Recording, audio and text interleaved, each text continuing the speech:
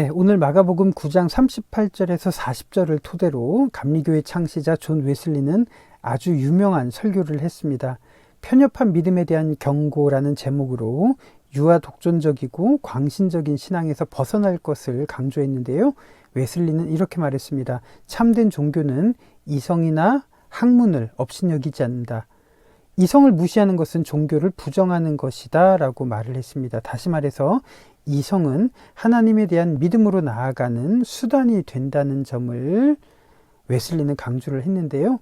나만 옳고 내가 믿는 내용만 진리이며 하나님은 내 편이라는 믿음, 이것은 과연 옳은 것일까요?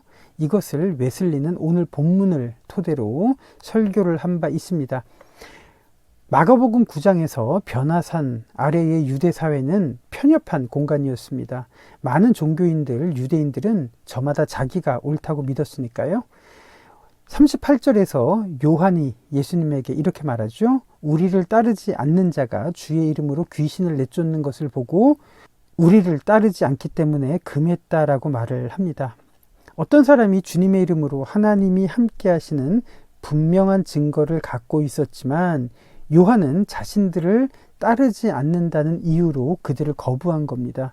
요한은 왜 그렇게 반응을 했을까요? 이 앞뒤 문맥을 보시면 제자들은 이런 논쟁을 하고 있었습니다. 예수님께서 로마를 물리치고 이 땅 위에 메시아 왕국을 건설하시면 누구의 상급이 큰가를 놓고 제자들이 다퉜습니다. 요한에게는 누가 크냐 작으냐가 자기 신앙의 이유였던 겁니다. 그래서 자신과 조금만 달라도 이런 질투심을 가졌는데요. 그래서 예수님은 어린아이를 데려오셨습니다. 신앙의 본질은 상급을 많이 받느냐 적게 받느냐의 문제가 아니라 어린아이 같은 이 한 사람을 영접하는 것이라고 설명해 주십니다. 여기서 어린아이는 착하고 순진한 사람을 말하는 것이 아니라 어린아이처럼 사회에서 신분이 낮고 경제적으로 무기력한 이런 존재를 말하는 겁니다. 그래서 예수님은 편협한 신앙에서 벗어나는 길을 제시하셨는데요. 41절을 보시면 이렇습니다. 누구든지 너희가 그리스도에게 속한 자라 하여 물 한 그릇이라도 주면 내가 진실로 너희에게 이르노니 그가 결코 상을 잃지 않으리라. 또 누구든지 나를 믿는 이 작은 자들 중 하나라도 실족하게 하면 차라리 연자맷돌이 그 목에 매여 바다에 던져지는 것이 나으니라 라고 말씀을 하셨습니다. 이해가 되시죠? 신앙의 본질이 뭘까요? 이런 환대를 말하는 것이고 그것이 없이 연약한 사람들을 업신여기고 실족하게 하는 것은 본질에서 벗어나는 것이라고 오늘 본문은 그렇게 분명히 말하고 있습니다. 이런 맥락 속에서 손과 발과 눈이 범죄하게 하면 찍어버리고 빼버리라고 하신 이 말씀의 진짜 의미는 무엇일까요? 강력범죄를 하지 말라는 의미가 아니라 이 문맥에서 보시면 연약한 사람들을 손과 발과 눈으로 실족하게 하지 말 것을 엄중히 경고하신 그런 의미입니다. 그래서 예수님께서는 마지막 50절에서 이렇게 말씀을 하시죠. 소금은 좋은 것이로되 만일 소금이 그 맛을 잃으면 무엇으로 이를 짜게 하리요? 너희 속에 소금을 두고 서로 화목하라 하시니라. 신앙의 본질은 교리에 맞고 틀림을 논쟁을 하는 것이 아니라 본질은 소금이라고 말합니다. 그것은 지극히 작은 한 사람을 환대하는 것이고 그래서 편협한 신앙에 빠지지 않기 위해서는 반드시 이 소금이 있어야 되는데 이것이 빠진 교리 논쟁은 아무런 의미가 없다는 점을 예수님께서는 이렇게 말씀을 하십니다. 이것은 어쩌면 우리도 지금 겪고 있는 문제일 겁니다. 신앙의 본질이 상급을 받는 것에 있다면 어쩌면 본문에 나온 요한과 우리는 다르지 않을 겁니다.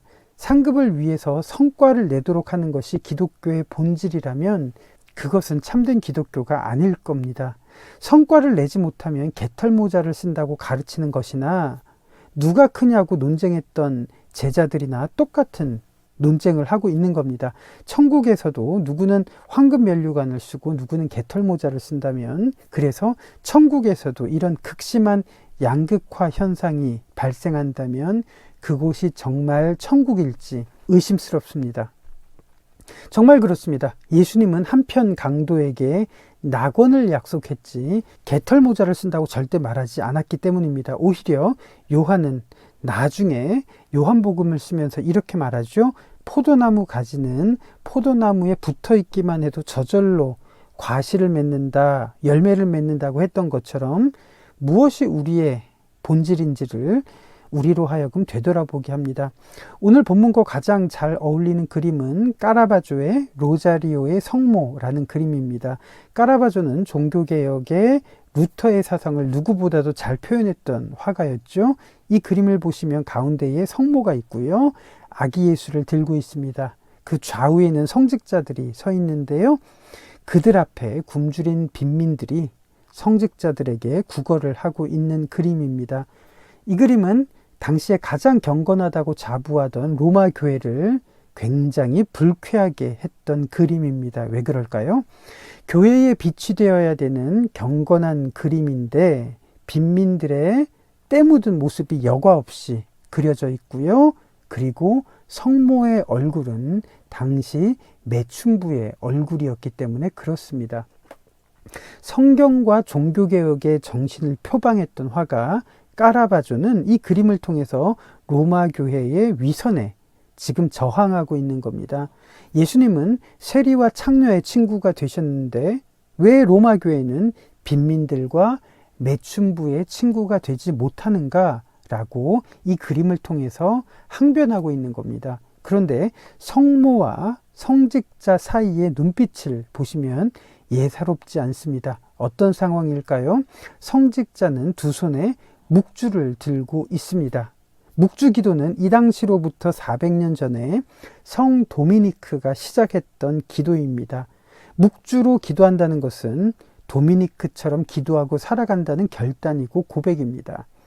도미니크처럼 살아간다는 것은 가난한 사람들을 돕기 위해서 자신의 모든 것을 팔았던 것처럼 옷이나 소유물은 물론 심지어 묵주까지 팔아서 가난한 사람들을 돕고 사는 것을 의미하는 겁니다. 그런데 이 성직자는 빈민들 앞에 묵주를 내놓으면서 자신 아무것도 없고 오히려 성직자로서 할 일을 다 했다라고 하는 그런 눈빛입니다. 그러나 성모는 손가락을 가리키면서 그 묵주라도 팔아서 눈앞에 있는 가난한 자들을 도울 수 없느냐라고 말하고 있습니다. 이 둘 사이에는 긴장감이 보이죠. 그 옆에 성직자는 어떻게 보이시나요? 성모가 왜 저래? 라는 눈빛으로 손가락질을 하고 있습니다. 그들 앞에 빈민들은 헐벗고 굶주린 절대적인 사회의 약자들입니다. 이 성직자들의 눈과 손을 보십시오. 예수님의 말씀이 떠오르지 않습니까? 손이 너를 범죄하게 하거든, 눈이 너를 범죄하게 하거든 이라는 예수님의 말씀이 정말 실감나는 대목입니다. 그 뒤에 수도사 복장을 한 이 사람이 바로 까라바조 자신의 자화상입니다. 진짜 소금으로 화목한다는 것이 무엇인지, 신앙의 본질이 무엇인지를 관객들에게 그 고민을 나누고 있습니다. 어린아이로 묘사된 아기 예수께서 관객들을 보고 있습니다. 여러분들의 신앙의 본질이 무엇인가요? 라는 것을 묻고 있는 그런 느낌입니다. 오늘 본문은 감리교 창시자 존 웨슬리가 편협한 신앙에 빠지지 말라고 설교했던 그 본문입니다. 존 웨슬리와 조지 휘필드는 18세기 영국의 감리교와 장로교를 대표하는 인물이고 부흥운동의 주역들입니다. 그러나 서로 다른 신앙 때문에 죽을 때까지 원만하지 못했던 관계로 알려져 있죠. 감리교를 창시했던 존 웨슬리는 인간이 구원을 받는 것은 믿음을 선택해서 구원을 받는다고 가르쳤습니다. 그렇기 때문에 예수님은 이 세상의 모든 사람들을 위해서 십자가에서 죽으셨다고 그렇게 믿었습니다. 반면 휘필드는 깔뱅주의자였는데요. 인간은 전적으로 타락했고 스스로는 구원을 얻을 수 있는 능력이 없기 때문에 오로지 하나님의 주권과 예정으로만 구원을 받을 수 있다고 믿었습니다. 따라서 믿음을 갖는 것조차도 자기의 행위나 공로가 아니라 하나님의 주권적인 선택이라고 믿었습니다. 그러니까 예수님은 모든 사람을 위해서 죽은 것이 아니라 택한 사람을 위해서만 죽으셨다고 믿었습니다. 이렇게 다른 교리를 가지고 있었던 거예요. 이것이 웨슬리와 휘필드의 차이였고요. 감리교와 장로교의 차이입니다. 교리가 다를 수가 있지만 자신과 교리가 다르다면 그들에게는 구원도 없고 사탄의 앞잡이라고 말하는 것이 과연 옳을까 하는 부분을 여러분들과 나누고 싶습니다. 그래서 웨슬리가 편협한 신앙에 빠지지 말라고 했을 때 그는 열렬한 깔뱅주의자들로부터 모진 반대에 직면했던 경험을 갖고 있었습니다. 깔뱅주의자였던 토플레디는 여러분들도 잘 아시는 만세반석 열리니라는 찬송가를 만들어서 조지 휘필드의 사역을 도왔습니다. 이 찬송가 2절을 보시면 내가 공을 세우나 은혜 갚지 못하네. 쉼이 없이 힘쓰고 눈물 근심 많으나 구속 못할 죄인을 예수 홀로 속하네. 이 가사를 보시면 어떤가요? 철저하게 깔뱅주의의 교리를 표현한 가사입니다. 안타깝게도 토플레디는 죽을 때까지 웨슬리를 강력하게 반대하고 혐오했던 것으로 유명합니다. 이런 갈등과 대립이 18세기만의 문제일까요? 아닙니다. 그 전세기 17세기에 이미 네덜란드에서 있었던 사건입니다. 네덜란드는 1618년에서 19년에 도르트 회의를 통해서 깔뱅주의를 확립하고 감리교 교리를 주장했던 야코부스 아르미니우스의 주장을 이단으로 확정을 했습니다. 그래서 그 이후에 네덜란드 사회는 독실한 장로교 교리가 세워졌고 반대로 감리교 교리를 가졌던 아르미니우스 주의자들은 이단으로 정죄되어서 추방당하거나 처형을 당하는 이런 모진 시련을 겪게 됩니다. 아르미니우스 교리를 따르던 사람들은 집단으로 구타를 당하거나 그들의 모임에 쳐들어가서 박해를 당하기도 하고 사탄의 하수인이라고 혐오를 당했던 그런 사실을 당시의 화가였던 렘브란트도 경험을 했습니다. 그래서 깔뱅주의가 아니라면 위장한 가게 다락방에서 숨어서 몰래 예배를 드려야 했고 심지어 예배처소를 빼앗기고 추방을 당해야 했던 상황이 이 당시 네덜란드 사회였습니다. 깔뱅주의는 깔뱅으로부터 시작됩니다. 영어로는 칼빈이라고 하죠. 장로교 신자라면 누구든지 설교 시간에 사도들과 동급으로 인용되었던 칼빈, 깔뱅을 들어보셨을 겁니다. 오늘 연결 채플은 슈테판 츠바이크의 다른 의견을 가질 권리를 소개하고자 합니다. 슈테판 츠바이크는 유대인 작가였습니다.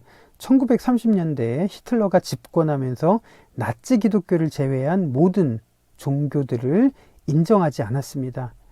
슈테판 츠바이크는 유대인이었기 때문에 극심한 박해를 피해서 영국으로 망명을 합니다. 그러던 중에 그는 자신과 비슷한 처지의 인물을 역사 속에서 발견하게 되는데요. 16세기에 종교개혁자 장 깔뱅이 제네바를 하나님께 바친다고 선언하면서 제네바를 깔뱅 교리가 지배하는 도시로 만듭니다.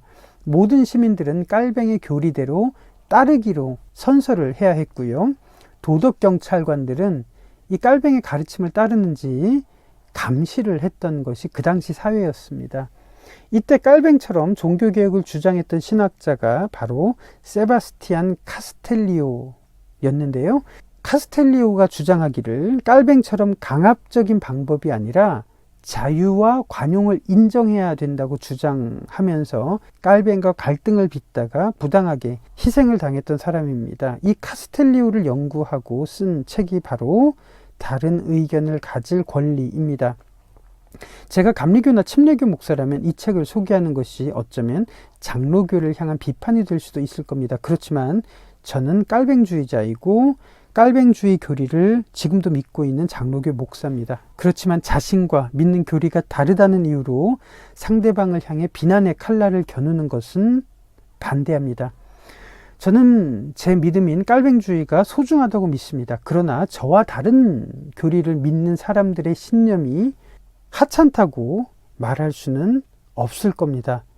깔뱅은 사람이 전적으로 타락했고 하나님의 주권과 선택으로만 구원을 받을 수 있다고 주장했기 때문에 감정을 일으키는 모든 것들, 다시 말해서 음악, 예술, 조각, 그림, 연극을 제거를 했습니다. 그래서 예배 시간에는 멜로디 없는 찬송가를 불렀고요.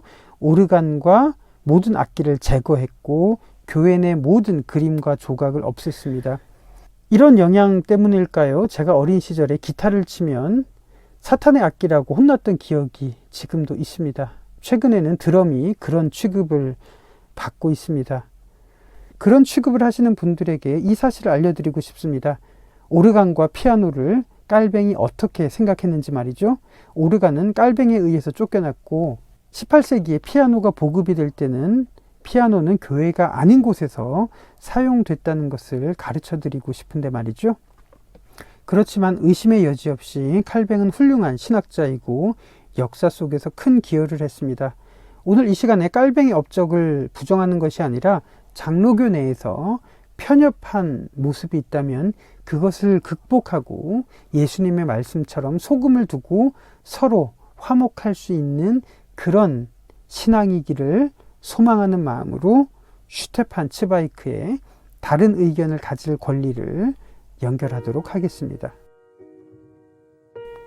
규율과 엄격함이 깔뱅 교리의 기초가 된다. 깔뱅의 생각에 따르면 인간에게는 결코 선한 양심이 있을 수 없고 타락한 존재일 뿐이다.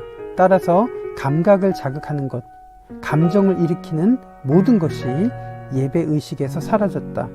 향 연기에 취하는 것처럼 음악은 제거되어야 했고 그림과 조각품은 우상 숭배이므로 용납되어서는 안 됐다.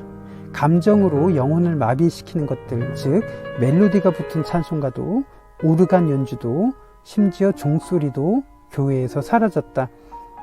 제네바 시민들에게 사생활은 없어졌다. 시민들이 교리대로 살아가는지 도덕 경찰관들이 감시했기 때문이다. 기도문을 잘 외우고 있는지, 교회에 출석은 잘하고 있는지 점검을 받아야 됐다. 도덕 경찰관들은 여자들의 머리가 너무 틀어올리는 것은 아닌지, 인위적으로 곱슬거리게 하는 것은 아닌지를 살폈다. 옷에 주름을 잡아서도 안 되고 치마가 너무 길어도 치마가 너무 짧아도 안 된다. 남자들은 긴 머리를 해도 안 되고 길게 가르마를 타는 것도 안 된다. 술을 먹어서도 안 되고 사냥을 해서도 안 되며 파이를 먹어서도 안 된다. 연극, 오락, 축제, 춤 같은 온갖 형태의 유희가 금지되었고 운동 경기도 마찬가지다. 시민들은 수도사 같은 의상 말고는 모든 것이 금지되었다. 제네바 의회의 기록을 들춰보기만 해도 다음과 같은 내용을 확인할 수 있다. 어떤 시민은 세례식에서 웃었다는 이유로, 어떤 시민은 예배 시간에 졸았다는 이유로 감방에 갇혔다. 아침에 파이를 먹은 노동자는 사흘 동안 빵과 물만 먹어야 했다. 포도주 한 잔을 걸고 내기 게임을 한 사람이나 자기 아들에게 아브라함이라는 이름을 붙이기를 거절한 사람도 감방으로 가야 했다. 바이올린 연주자가 무곡을 연주해서 제네바에서 추방을 당했다. 깔뱅이 질투했던 카스텔리오가 번역한 성서를 칭찬한 사람도 추방되었다. 깔뱅 선생님이라고 하지 않고 깔뱅씨라고 했던 사람은 감방에 갇혔다. 주일 예배가 끝나고 사업 이야기를 한 사람들은 온전한 주일 성수를 하지 못했다는 이유로 감방으로 들어갔다. 길거리에서 노래를 부른 사람도 추방당했다. 음담패설을 즐긴 사람들은 화형에 처해질 뻔했고 싸움을 한 선원들은 교수형을 당했다. 제네바는 종교개혁을 이룬 신학자를 배출했다고 자랑할 수 있을지 모르겠지만 깔뱅이 죽은 지 200년이 지나도록 세계적인 명성을 얻은 단 한 명의 화가, 음악가, 예술가, 문학가를 배출하지 못했다.